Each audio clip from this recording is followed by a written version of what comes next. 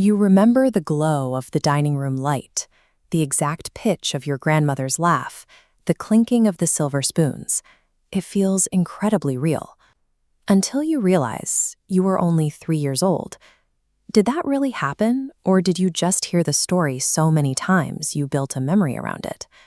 There's a persistent myth that creative nonfiction is just a fancy term for journaling.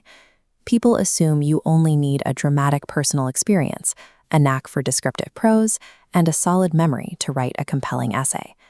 Nonfiction editors see it differently. If a submission relies entirely on the author's memory, it almost always gets rejected. Human memory is notoriously subjective, highly unreliable, and riddled with gaps. You simply cannot trust your own mind to hold all the facts. This is where research shifts from a chore to a tool.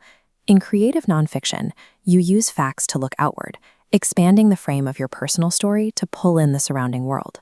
To write a true story that actually resonates with someone else, you need an unbreakable anchor.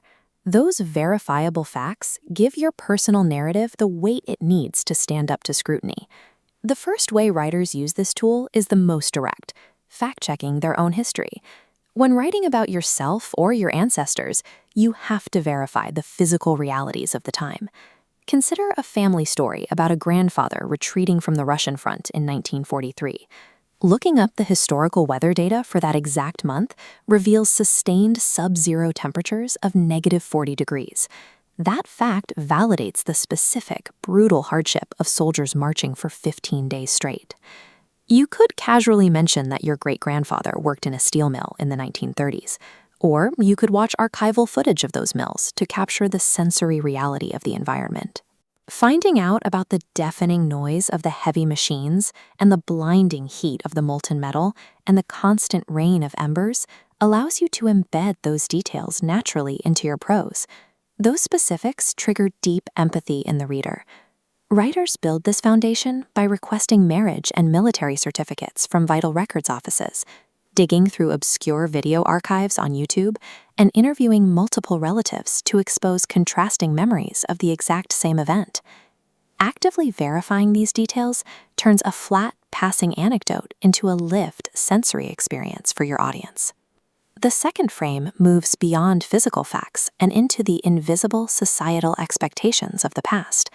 You cannot accurately capture the choices your parents or grandparents made if you evaluate them by today's standards. You have to research the media and popular culture that shaped their baseline of what was considered normal. In the 1950s, network television normalized highly specific domestic tensions. A show like The Honeymooners, featuring a husband who frequently threatened violence as a punchline, set the accepted standard for patriarchal family dynamics of that decade. A decade later, the culture rapidly expanded.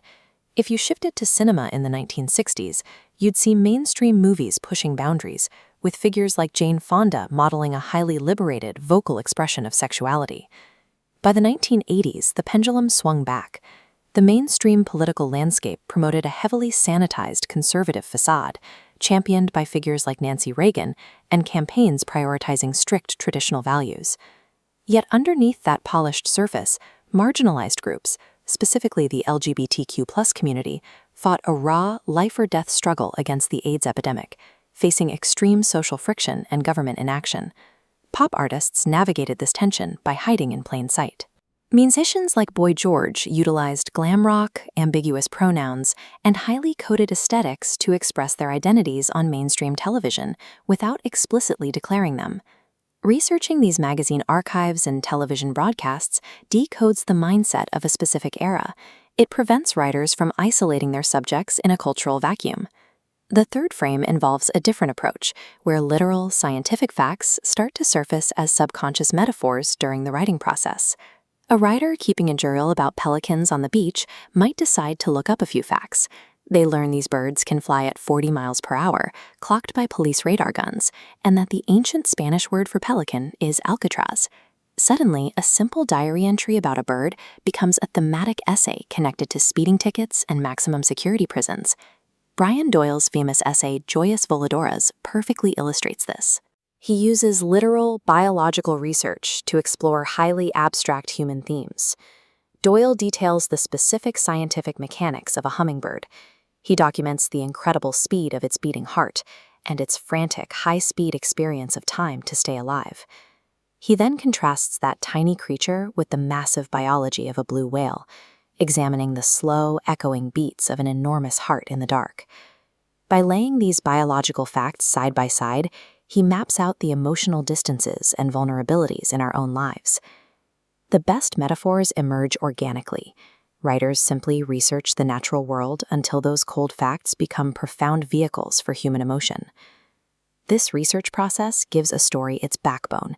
It grounds your perspective in reality, allowing you to present a true story without ever burdening the reader with dense academic formatting. You stealthily integrate what you learn. By working with reference librarians and digging into archives, you find the hidden connections that satisfy the brain's natural craving for meaning, entirely free of APA citations. So test your memory. Look up the weather on the day your parents met. Track the migration speed of a bird you saw from your window. Watch the television commercials that aired the year you were born. Objective facts never restrict your creativity. They are the vital elements that lift a personal story off the page and elevate it into literature.